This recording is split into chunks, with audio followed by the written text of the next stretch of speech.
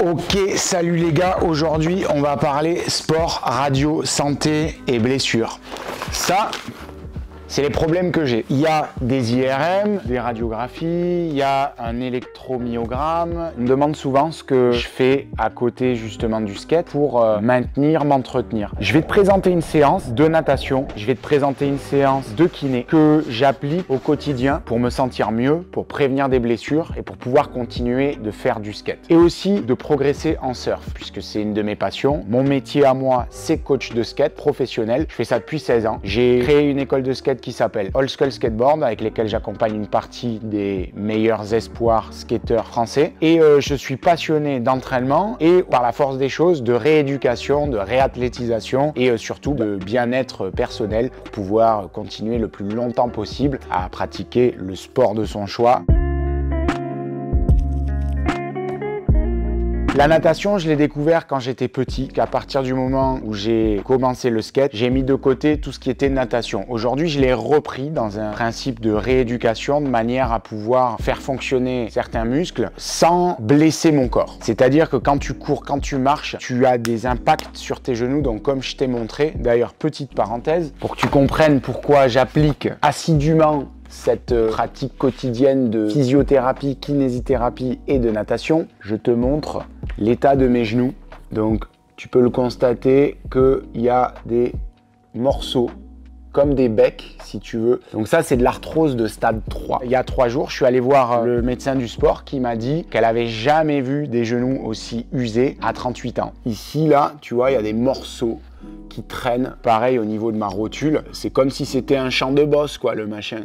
À 38 ans, t'es pas censé avoir ce type de genoux. Normalement, ils sont plutôt lisses, plutôt bien lubrifiés. Il se trouve que moi, j'ai ce genre de problème, mais je fais du sport comme si j'en avais pas.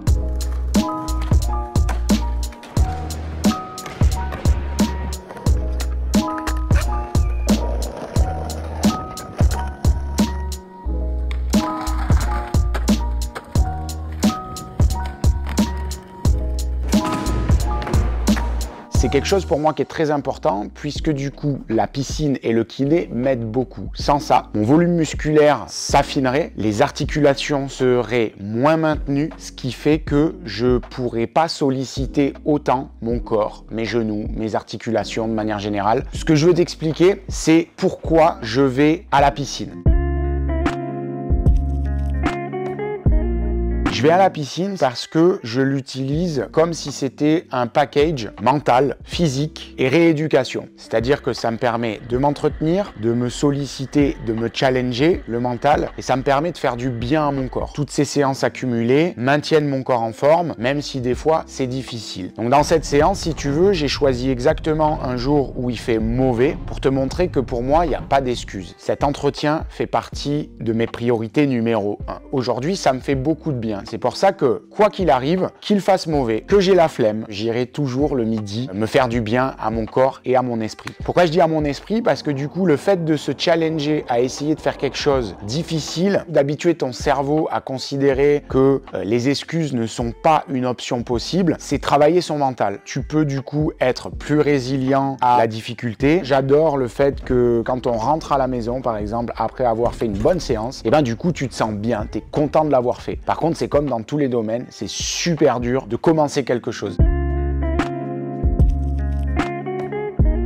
Je vais te parler justement de cette séance de natation. Pour moi, c'est pas y aller pour être le plus rapide, c'est pas y aller pour faire des compétitions. Moi, la raison principale, c'est pouvoir continuer de faire du skate, de faire du surf et surtout d'enseigner, de continuer mon travail. Ça m'aide à avoir un corps prêt pour l'effort. Le fait du coup que je mette beaucoup de cardio, c'est-à-dire que je commence très souvent avec un 1200 mètres, ça me permet de m'échauffer de manière pas traumatisante. C'est-à-dire que j'essaie de bien nager, j'essaie de faire des longues coulées, je fais la capacité respiratoire en même temps, j'essaie de nager doucement, de manière à être bien gainé, à me concentrer vraiment sur la technique et surtout de tenir la distance. Je déteste nager doucement, je déteste nager longtemps. Et finalement, en fait, on se rend compte que le cardio, c'est mine de rien ce qui vascularise le plus ton corps, qui oxygène le mieux ton corps. Donc ça s'appelle la filière aérobie. Moi, j'ai appris ça quand j'ai passé mes brevets d'état, ce qui fait qu'aujourd'hui, je l'applique pour moi. Et donc ce cardio-là, c'est le socle de toutes mes séances, y compris l'esprit quand après je vais chez le kiné. Pour moi, c'est très important de faire ce côté cardio puisque ça va me permettre de monter crescendo en intensité. C'est 1000 mètres d'échauffement technique, bien nager. On brûle pas son corps, on prépare son corps à l'effort et en plus de ça, mentalement, j'essaie de faire un effort long que j'aime pas faire. On fait de la technique, on fait du mental, on fait de la respiration, la capacité pulmonaire avec des longues coulées et voilà ce que j'essaie de faire justement pour cet échauffement. En général, ma séance se compose justement de à peu près 3000 mètres. Des fois, je fais un petit peu moins, des fois, je fais un petit peu plus. Je te cache pas que souvent, je fais un petit peu moins puisque derrière, je file au kiné et je fais une séance d'1 heure. Je fais ça 4 fois par semaine. Si je peux nager un petit peu plus, je le fais. Mais en général, c'est réglé. C'est 4 séances par semaine, lundi, mardi, jeudi et vendredi. Donc, chaque séance, je varie un petit peu, mais c'est vrai que j'y vais de manière assez spontanée. C'est-à-dire que si un jour, je sens que je suis un peu fatigué, je vais plus faire du fond. C'est-à-dire que hier, j'ai nagé 3000 mètres non-stop. Je les ai nagés doucement. J'ai fait des longues coulées. J'ai fait pas mal de techniques, mais je nage doucement. Il n'y a pas vraiment d'objectif de performance. Je sais absolument pas combien de temps je nage. J'ai pas de montre, je regarde pas le chrono. J'arrive à 11h30, je pars à 12h30. C'est tout ce que je sais. J'essaie vraiment de me détacher justement de tous ces chronos pour pas avoir cette contrainte de performance. Ça veut pas dire que je regarde pas l'horloge qui tourne quand je fais des séries plus rapides, notamment des 10 x 100 ou des 20 x 50, où là justement je fais des départs à 45 secondes ou des départs à la minute. Mais grosso modo, j'essaie d'attacher le moins d'importance possible au chrono.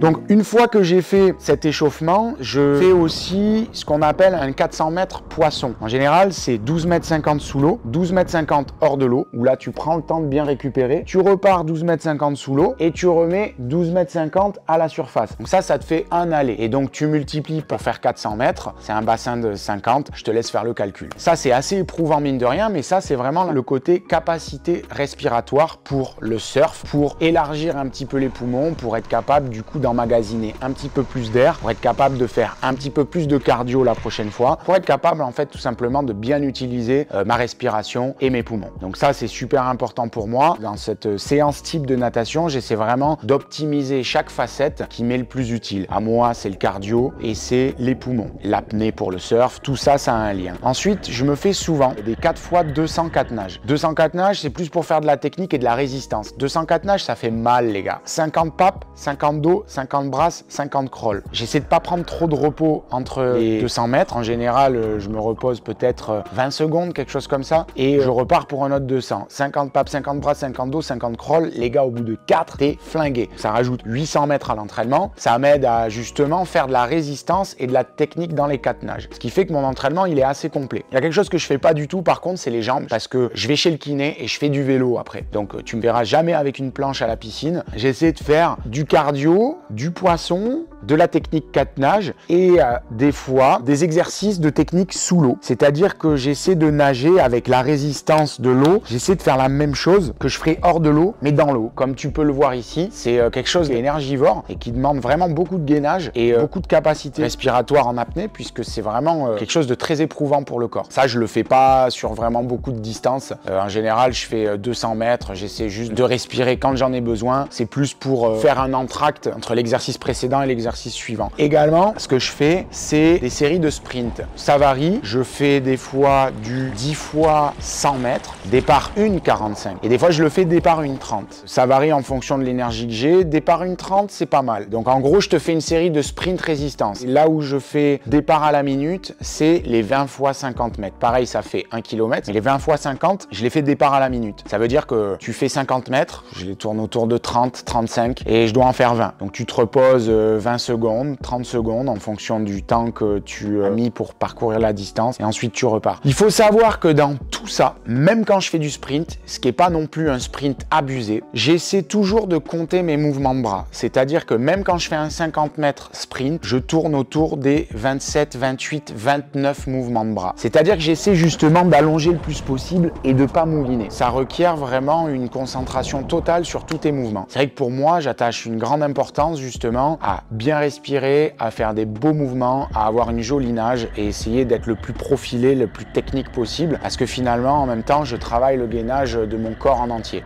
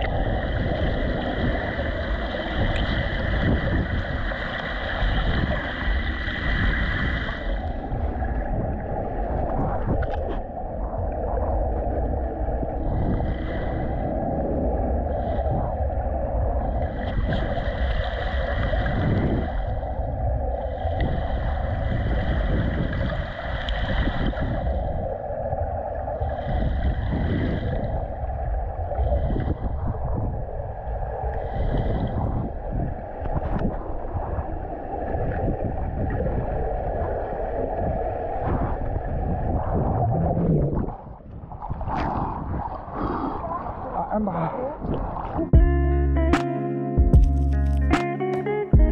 J'ai également des problèmes de hernie discale dont je t'ai pas parlé avant. Il y a quand même un joli compte rendu à quel point mon dos il est éclataxe les potos. Tout ce qu'il y a là, ça décrit que j'ai une méchante hernie qui comprime les nerfs sciatiques de toute ma jambe gauche. C'est pour ça que j'ai des fourmis dedans. C'est donc le problème pourquoi je prends au sérieux tout ce qui est entretien. C'est pas un plaisir, c'est que j'ai plus le choix. Pour l'avoir mal vécu pendant un temps, aujourd'hui je le vis super bien puisque ça me donne une discipline de santé qui m'est utile pour mon corps, pour mes articulations, pour ma tête, pour mon état d'esprit. Je suis content d'y revenir. À la fin de la semaine, je suis content de savoir que j'ai fait ça pour moi, pour mon corps. Et du coup, c'est un état d'esprit qui va aussi dans mes activités, c'est-à-dire que je fais beaucoup de choses que j'aime pas forcément faire, mais qui, accumulées, sont positives. Donc voilà, c'était ma petite explication du jour, pourquoi je vais nager aussi régulièrement, pourquoi je prends ça au sérieux, et je vais sûrement peut-être détailler un petit peu plus les séances type que je peux faire soit en natation, soit chez le kiné. J'espère que ça t'a plu. Peace!